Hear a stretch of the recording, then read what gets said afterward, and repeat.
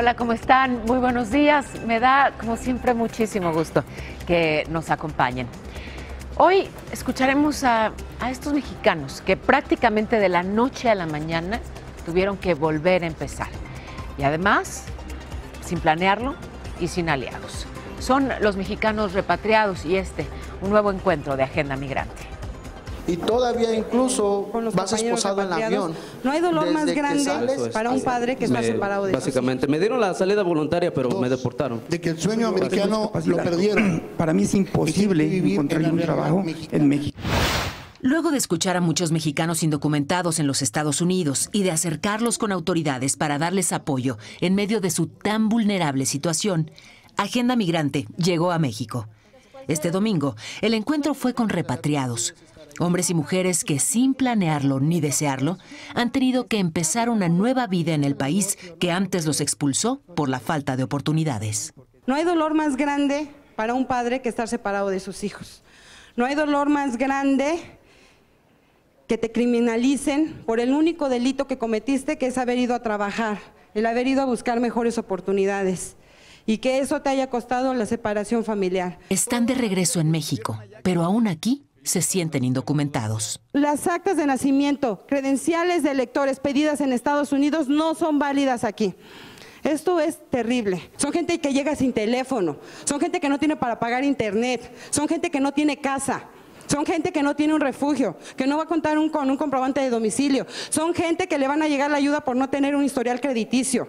Convocado por Eunice Rendón y Jorge Castañeda e impulsado por periodistas como Joaquín López Dóriga, Genaro Lozano y Carliberia Sánchez, el Foro Agenda Migrante reunió a repatriados con legisladores y autoridades. El objetivo es escucharlos, reconocer su problemática y generar políticas públicas para atenderla. Piden que se reconozcan las habilidades que adquirieron trabajando en Estados Unidos. Piden oportunidades laborales y piden respeto, porque también en su país son discriminados. Cuando llegamos aquí sí nos dicen como palabras como pocho o nos dicen que somos criminales porque venimos con tatuajes o venimos con un acento diferente o una cultura, estilo diferente.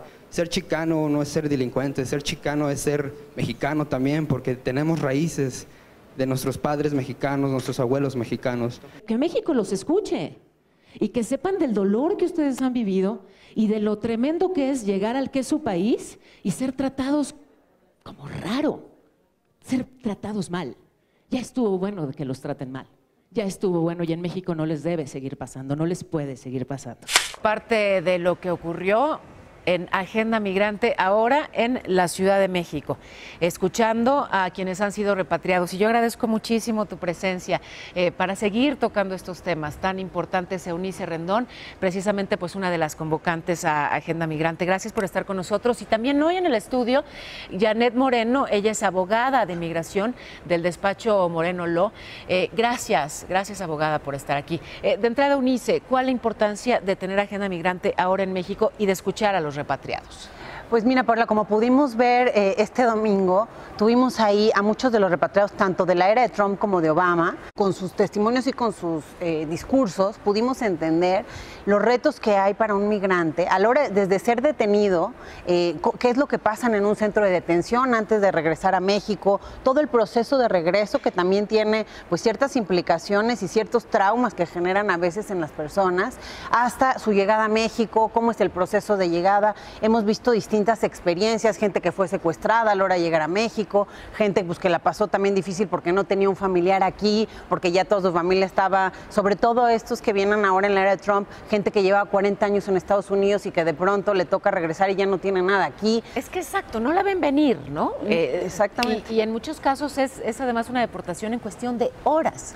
No tienen oportunidad, pero ni de organizar sus documentos, ni de recuperar parte de lo suyo para el arranque aquí en México, ¿no? Claro, y creo que es parte del problema, ¿no? Este tipo también de deportaciones que seguramente Janet también nos podrá decir ya con más profundidad, pero que son expeditas y que entonces saltan el debido proceso de una persona. Y eso pues es muy grave también para los derechos de nuestros migrantes, pero incluso ya viendo también todos los retos de la llegada, cómo reinsertarse en una sociedad de la que se fueron, que como vimos también en Arizona, los migrantes pues no quieren regresar porque han hecho un patrimonio, una vida y una familia en Estados Unidos y finalmente pues el regresar muchas veces veces es distinto, cambia caso por caso, como lo vimos. Hay gente que ha retornado porque deportan a su papá, hay gente que ha retornado pues porque no trae una licencia de conducir y finalmente los deportaron y tienen a su familia en Estados Unidos todavía.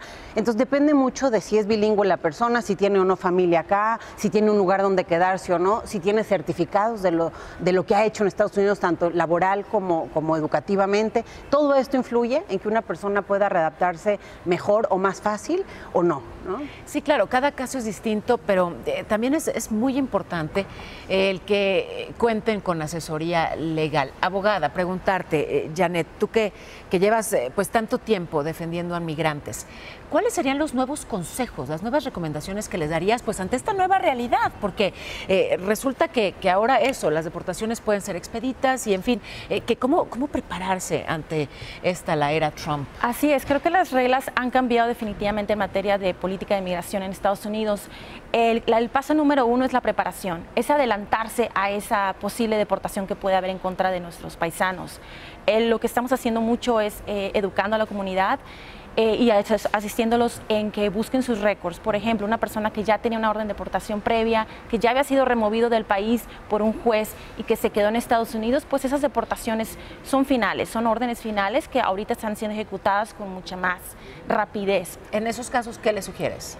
Vean a un abogado, consulten inmediatamente, expongan su caso, asesórense, prepárense. Si tienes familia, propiedades, hijos, hay que tomar cartas en el asunto antes de que seas detenido. Cuando ya eres detenido, ya no estás estás en un estatus de vulnerabilidad un poquito más elevado, y si no tienes acceso a un abogado, pues sí puede suceder una deportación rápida. Ahora, hemos sabido de casos, excepcionales, pero han ocurrido, de incluso la deportación de Dreamers. O sea, hay quien pensaría, yo estoy a salvo porque me protege este programa DACA. Resulta que no. Así es, creo que el mayor cambio que se ha generado a través de las órdenes ejecutivas del presidente Trump es eso, que ahorita cualquier persona es vulnerable, cualquier indocumentado está en peligro de ser deportado, desafortunadamente. En términos económicos, ¿cuál es la recomendación? Vaya, pienso en que finalmente esa posibilidad está ahí latente, te pueden expulsar. ¿Conviene tener, no sé, alguna cuenta en México o parte de tu patrimonio, digamos que disponible de este lado de la frontera? Así es, yo creo que esa es una de las partes de la preparación y es lo que cuando hacemos nuestros talleres, les informamos. Tus bienes, ¿quién nos va a manejar en caso de un arresto?